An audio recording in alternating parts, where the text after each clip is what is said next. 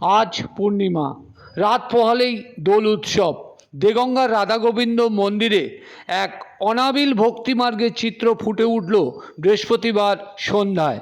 দেগঙ্গা চন্দনা কিশোর সমিতি ক্লাবের উদ্যোগে কিশলয় গ্রুপের পরিচালনায় অভিনব বসন্ত উৎসব পালন করা হয় ছোট ছোট শিশুদের নিয়ে। রাধা কৃষ্ণের অপরূপ সাজে সেজে ওঠা শিশুরা মন্দিরের বিগ্রহের সামনে বৃন্দাবনের দোলে নন্দলাল।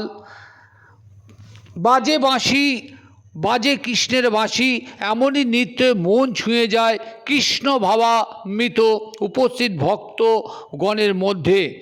মন্দিরের পূজারী ছোট ছোট শিশুদের মুখে মিষ্টান্ন প্রসাদ তুলে দেন পরম সেনে। আসুন দেখে নেই সেই অপরূপ মুহূর্ত, সেই ভক্তি মার্গের মুহূর্তের ছবি, যা অন্যান্য উপস্থিত ভক্তদের মধ্যে যা ভক্তি রস ছড়িয়ে পড়েছিল আর কৃষ্ণ হরিনাম সংকীর্তনে মেতে উঠেছিল ওই মন্দিরে থাকা কৃষ্ণ ভক্তবৃন্দরা। দেখুন সেই দেগঙ্গার রাধাগোবিন্দ মন্দির থেকে সেই ছবি তুলে পাঠিয়েছেন যিনি, তার তোলা ছবি আমরা তুলে ধরলাম।